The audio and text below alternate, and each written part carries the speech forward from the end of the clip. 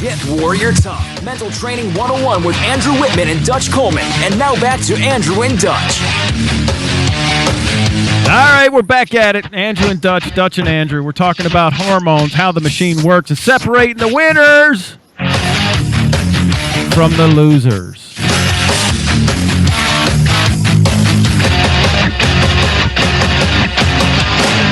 All right, Perry, bring us down. There you go. Bring that bumper down.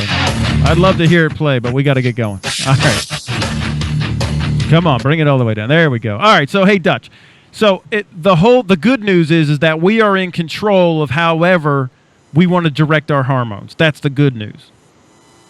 Absolutely. We have control, and anytime you can control or influence anything, then you're fine. You know, the trouble is when you have no control over it, when you can have no impact, no influence over it. But what we're saying is you're essentially in total control over the next step, everything that happens next. Right. Okay, so now, so you pick your truth, the hormones dump, it's 20 minutes before it leaves your system. Okay, so now let's talk about the difference between winners and losers. There is research out that there is actually a biological difference in the testosterone levels between winners and losers. Winning makes you confident, ready to go, and it could produce cockiness where, you're like, but winning is a biological and hormonal testosterone harvest.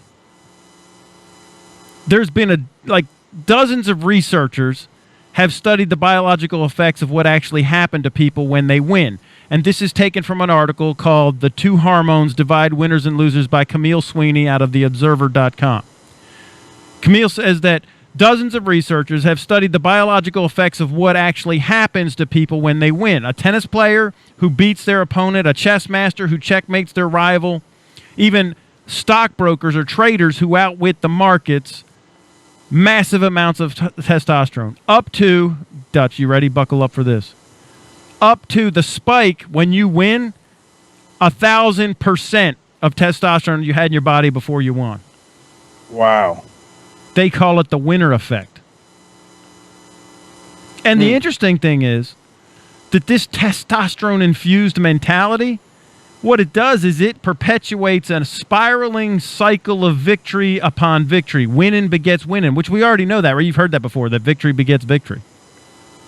Absolutely. What came first, the winning or the confidence? Things like that. We've always had discussions like that. This is good to know because this is going to kind of debunk what a lot of people believe or what they think, what they've been told. So I love this stuff. Yeah, so what they did in these research, they had two animals square off for a fight. They even had some fish. They had some monkeys and they had some humans. And in every species, the testosterone levels rose, reorienting the biological systems for battle, increasing strength, quickening reaction times, and reducing fear. 1,000%, dude. That's crazy.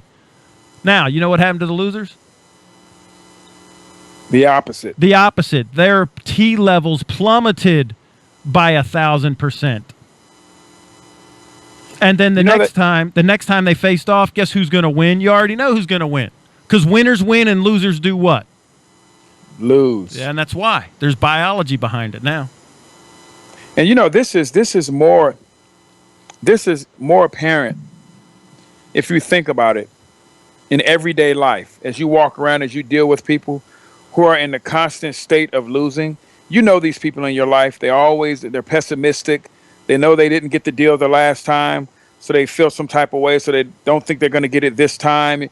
So the majority of people that you probably deal with on a daily basis are probably feeling that way. They're responding that way. They're just down. What's the say Eeyore? Is it Eeyore? Yeah, Eeyore from Pooh. Hey, Pooh. I love that. Gonna lose again.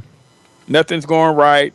They always say, what is something told me that was going to happen? Yeah, I knew this. Yeah, I can never get ahead. The other shoe just dropped.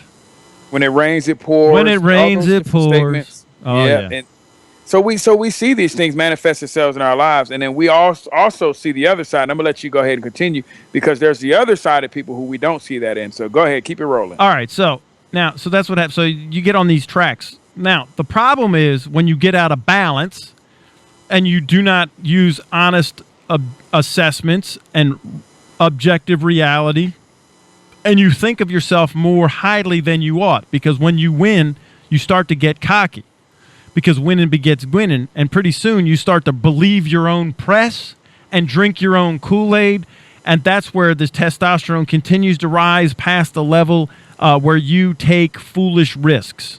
And Absolutely. you're one half a heartbeat away from losing it all, and that's what happens. And we talked about this on the coaching, one of the coaching calls this week. We talked about living in being able to be confident, being free to be confident.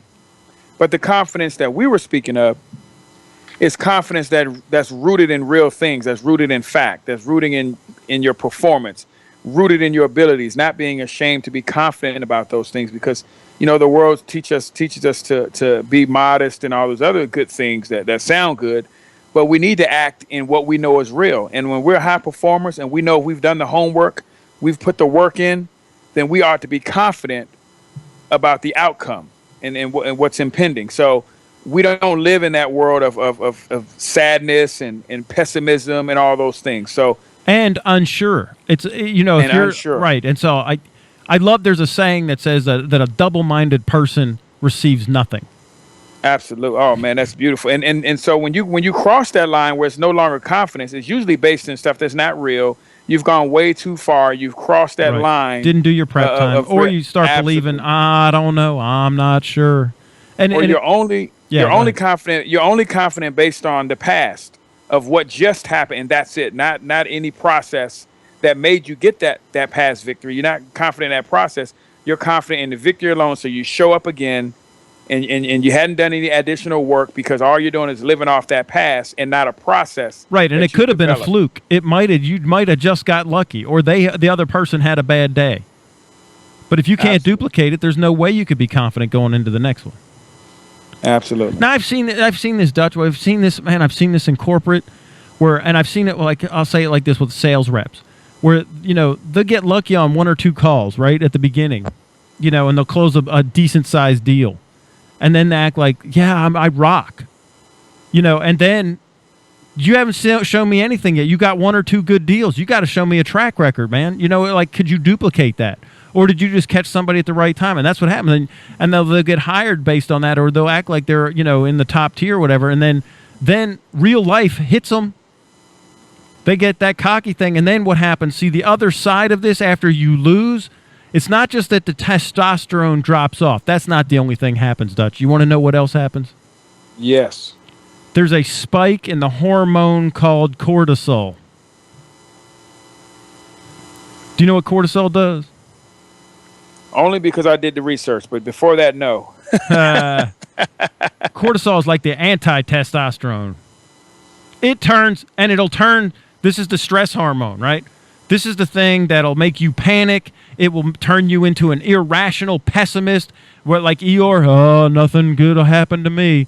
It's just cortisol dump. And it's squishy, it's the opposite of all those great things that testosterone did, which was build your muscle mass and increase your energy. Cortisol it makes you squishy, right? It not muscle mass, and it depletes your energy, depletes your bone mass. It's the opposite effect of testosterone. It's when that salesperson is in what he or she calls a funk. When they get the 2, 3, 4 no's in a row and they can't seem to get out of it. They can't seem to figure out how to get back to those yeses. They're in that funk. That's the cortisol right there. And next thing you know, you're turned into desperation, and then desperation turns into defeatism, and you don't even know why you're going to even make the next call, because you already know they're going to tell you no, so why should I even do it? And we've all either been there or seen it. We've seen it on some level, and we've even talked about it. But now is your opportunity to understand it all, because once you can understand it, you can keep away from it. Right, and so that's why, and again, on one of our coaching calls, we did a thing called Keeping It Classy, and this is what I'll coach all of our athletes to do, and all of our CEOs and our executives, and I'll coach the people that come to us that are in sales. But you don't get too high when you win, and don't celebrate like a maniac when you win, and do the show out and the dance and all that, and then you don't throw your headgear in your helmet and kick the dirt when you lose. Because all you're doing is getting on that hormonal roller coaster, and it's up and it's down. And the higher you go when it's high, it's the lower that you'll go when it's low. It's called manic depressive. Absolutely. And I always say this too, and this is going to sound weird. I don't trust myself. I trust my part of the process that I developed. So I trust myself within the process. Because myself without the process, now I'm starting to trust a bunch of things that's a lot like when you spill a cup of water on a table, it just goes everywhere. Yeah. But within that, when I have myself, I'm that water, and I put myself in a process, it'll go down that lane and it'll fill all the holes and gaps where it needs to go, and it'd be a smooth flow. So I'm trusting the process. That's where my confidence comes from. That's where my trust is in, because I can build that, I can adjust it. I can keep it up to date. I can do all those things. So I'm trusting in the process, not myself.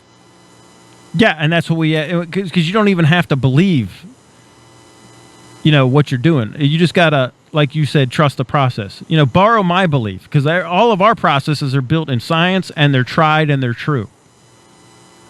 Like we don't have process. We're not testing processes out on clients. My wife and my kids said, "We've been your guinea pigs for 30 years." I'm like, "Yeah, you were. I try all my processes out on you and me. And when they work, then I'll take them to clients. But they're all science-backed." No, I'm serious, I mean... And you've mentioned it before. You look at history when you're talking about great generals, great leaders. You looked at a whole bunch of different situations in the past that have proven these to be true. Yeah, and we're not winging it. That's the whole point. We're not winging it. So just, if you're going to hire us, trust us with the process. Don't push back. Now, this cortisol thing here's the thing, Dutch. When your cortisol goes, and this goes right back to what we do, is like people are stressed out all the time. Your stress levels go up. You feel like you're stressed out. You have too much month at the end of the money, right? The boss is a jerk. You don't have enough time, on and on and on. It's making you fat, soft, and squishy, and pessimistic, and want to quit, and what they call it in science is the loser's effect. You are living in the loser's effect. That's not a good place to be, man. It's not. It feels horrible. It affects every ounce of you being. You definitely don't want to be there. No, you want to be in where they call the winner's effect, which is where you're spiking the testosterone. Spiking the testosterone. All right. I think we got about seconds. Yep, we're up on a break, Dutch. We are right up on it. So when we get back, we got we'll talk about how this all folds in with your diet and intermittent fasting. Get Warrior Tough Radio Show, Andrew and Dutch.